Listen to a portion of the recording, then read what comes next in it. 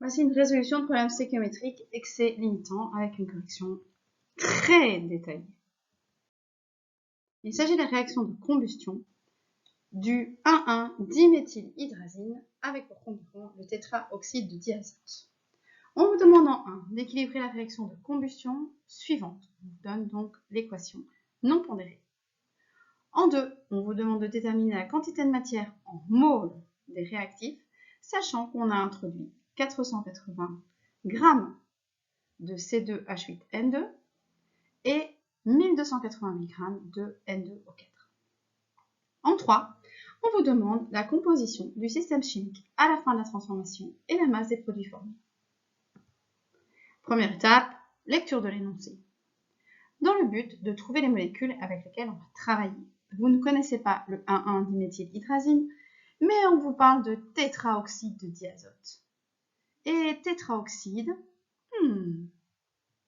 ça veut dire qu'il y a 4 oxygènes. On sait donc que c'est le N2O4.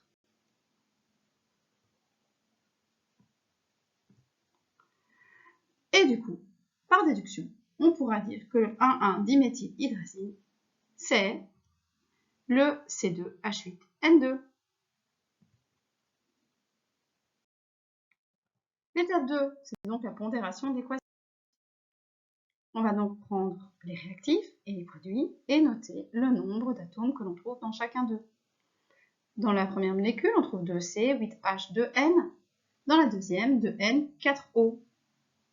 Dans les produits, on trouve 2N, 2H, 1O, 1C, 2O.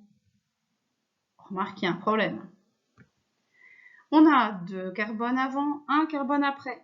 On va donc devoir rajouter un coefficient pour que le nombre de carbones avant soit égal au nombre de carbones après.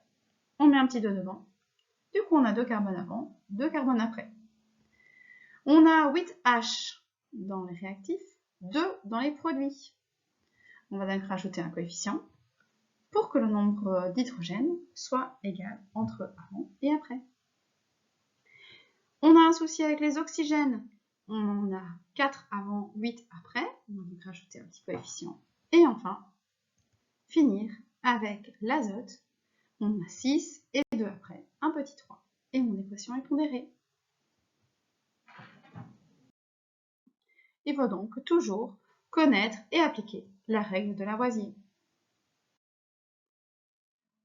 Ensuite, on vous demande de déterminer la quantité de matière en moles des réactifs, sachant qu'on a introduit 480 g de C2H8N2 et 1288 g de N2O4.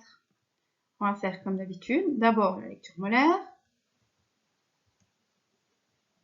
Donc on a 1 mole de C2H8N2 qui réagit avec 2 moles de N2O4 pour donner 3 moles de N2, 4 moles de H2O et 2 moles de CO2. Donc dans des conditions idéales, dites stéchiométriques, 1 mole de 1,1-diméthylhydrazine réagit avec 2 moles de tétraoxyde de diazote. Mais nous ne sommes pas toujours dans des conditions idéales. Nous allons donc calculer dans quelles conditions nous sommes. On va donc relire l'énoncé pour repérer les données les inconnues. On nous les a données, je répète, 480 g de C2H8N2 et 1288 g de N2O4. On ne peut pas conserver des données en grammes, on va les convertir en moles.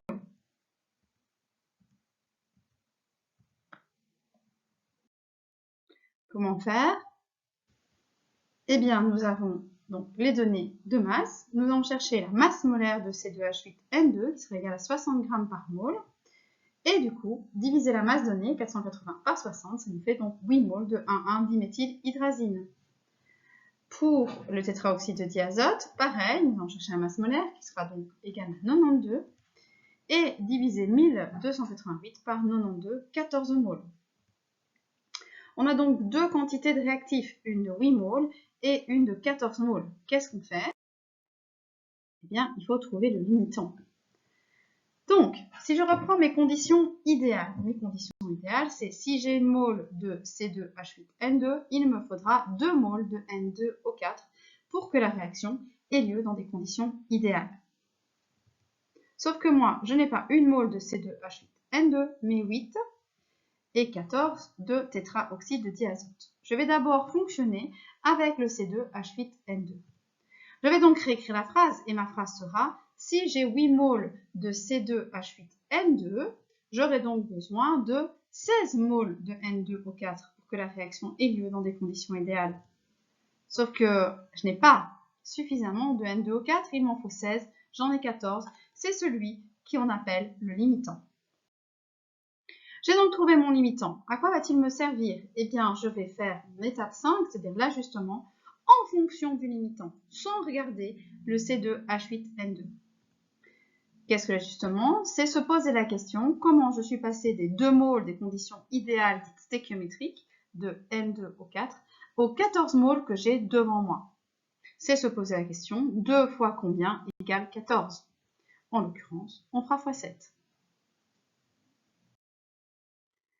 Donc on sait que l'ajustement, c'est faire x 7 pour le N2O4 pour passer de 2 moles des conditions stéchiométriques aux 14 moles qui sont réellement devant moi.